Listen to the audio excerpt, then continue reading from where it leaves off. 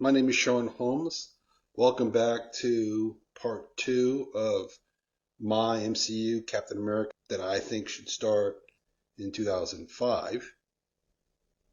When we left off with the first part of my MCU Captain America, we were at the scene where Future Man was attacking Steve Rogers' apartment as Blonde Phantom and Angel was conversating with Steve. Steve safely gets his friends out, but Blonde Phantom gets shot by the weapon Future Man used to try and take out Steve Rogers. Okay, so Steve and the All Winter Squad is taking Blonde Phantom to the hospital because she was injured in Future Man's attack. So at the hospital, while Blonde Phantom is recovering and the All Winter Squad is seeing to her care with the help of the nurses and doctors, Angel continues to talk to Steve about Future Man, his motives. And that's an interesting subject because in part one, I didn't really explain who Future Man is. He's basically a character, according to Marvel Comics, from a dystopian future, distant future, where devastation and hardship is taking place. His rationale is somewhat strange, and for the purposes of my MCU Captain America, I want to keep his background in a dark, with little nuggets thrown out explaining who Future Man is, his motivations, and why he's doing what he's doing, but very little. That way, the mystery kind of stays elusive. Okay, but the backstory is, of course, Future Man's from the future. He comes from a dystopian future. He blames heroes for the fate of his dark future, and he travels back into the past to end heroes like Captain America because he thinks that's better for the future. I will personally keep all of that towards the end of this My Captain America First Avengers MCU story. So that I think is something that he should spiel out towards the end of that. But I just wanted to explain Future Man as he's described in the comic books. Angel basically tells Captain America about Future Man. And in the conversation, we get a list of all the people Future Man has targeted and taken out, killed. And this is my attempt to try and bring attention to Marvel comic book characters that don't get a whole lot of screen time in movies, cartoons. And these characters would include the Blazing Skull, Human Top, Jack Frost, Red Raven, Furry Mask, Archie the Gruesome, and Angel, say, etc., several others, while being interrupted by doctors who are telling both him and Steve about Blonde Phantom's successful recovery from her injuries. But the purpose of this list is to just briefly touch on the heroes that Captain America was surrounded by and he didn't even know of because of Future Man's actions. And of course, it's a good way to just talk about them, which is very rarely done in the real MCU. With the threat being real to Steve Life coming from Future Man, Steve Rogers acts as Angel to make him part of the team of the All Winter Squad. Okay, so that's scene 7. We move on to scene 8. I title this scene Submariner.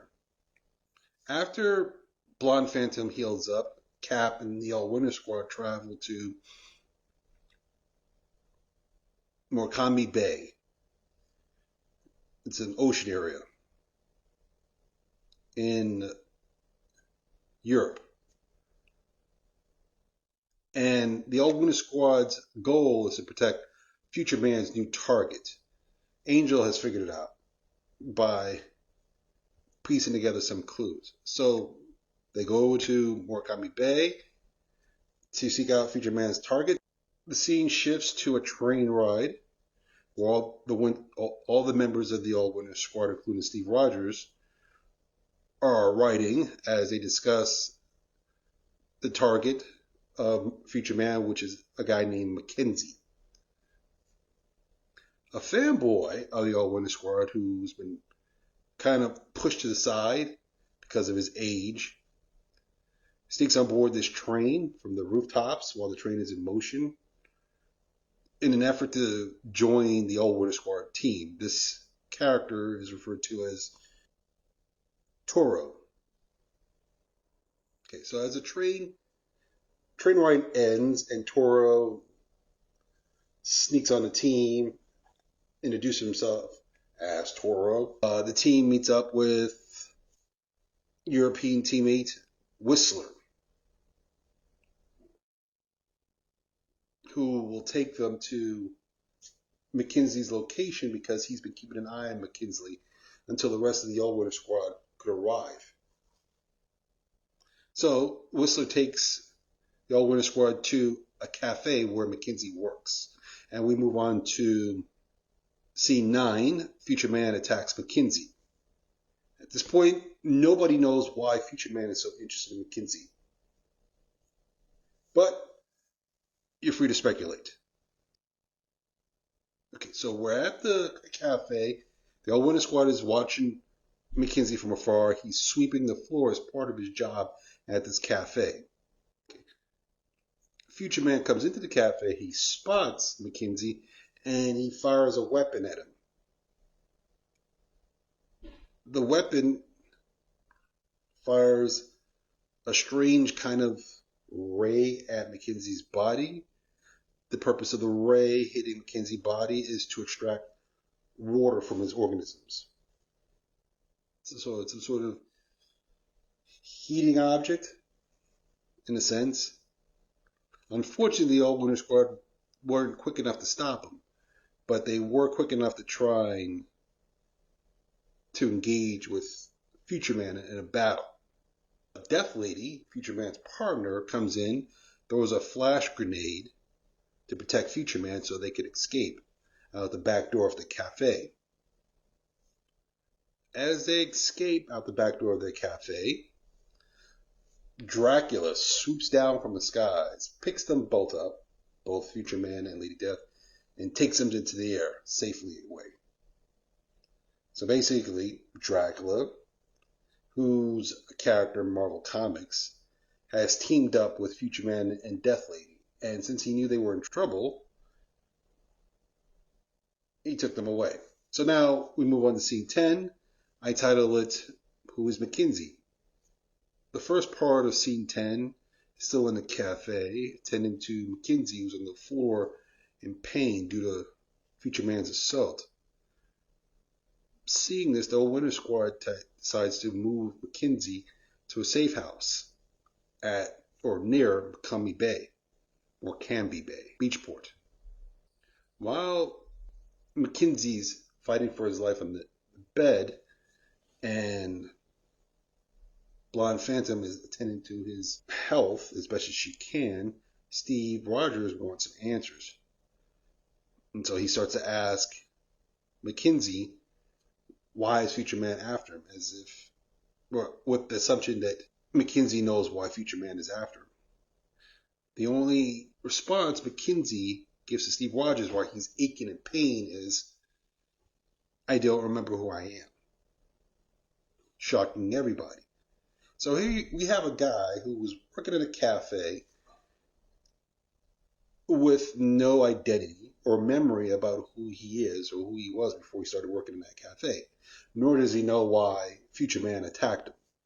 So at this point, we don't know who Mackenzie is. And neither does Mackenzie know who he is. And we don't really know why Future Man attacked him or assaulted him. So then we move on to scene 11. I titled this The Beach at McCormick Bay. Okay, so we're still at the All Winter Squad safe house at Canby Bay. And while Mackenzie's struggling to survive on the bed they put him on, they being the Winter Squad, Mackenzie mumbles something to Steve. And Angel slightly overhears it, and he repeats the phrase that Mackenzie mumbles. He says, the beach. This gives Steve an idea. So Steve picks up Mackenzie off the bed, of course. And he begins taking him to the beach areas of McCombie Bay. While the All Winter Squad is yelling at Steve Rogers not to move him because he appears to be very ill. Steve just says he wants to be at the beach. Let's take him by the beach. Steve Rogers places Mackenzie on the beach sands. And Mackenzie says, the waters, the beach waters.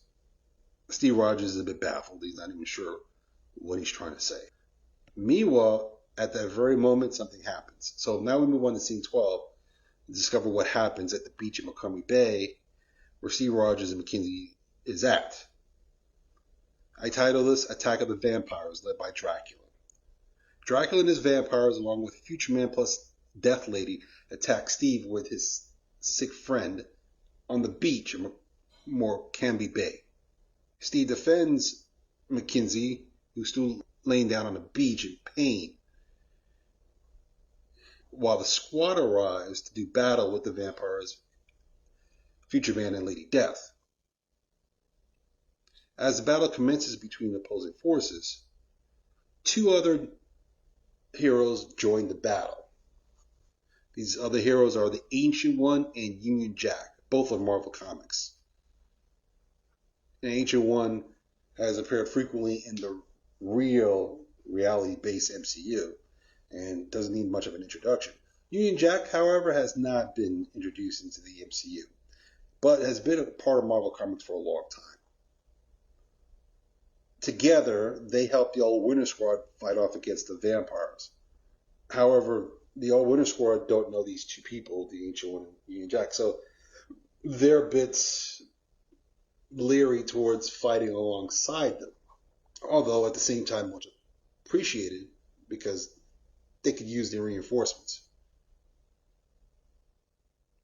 Meanwhile, during that battle and the fight, Mackenzie starts crawling to the beach waters. Okay, so now we move on to scene 13. I title this Vampires Losing Their Advantages. While Mackenzie begins closer and closer towards the beach waters of McCombie Bay, a vampire grabs his foot, trying to prevent him from going into the ocean. Steve pulls the vampire off of Mackenzie and starts fighting that vampire. Meanwhile, during that tussle, the Ancient One opens up a dimensional portal into the Dark World. And Union Jack starts yelling to the All Winter Squad, hey, let's start throwing the vampires into the dimension. They proceed to do so, reducing Dracula's forces. One by one, they start shoving them into the portal and getting rid of them.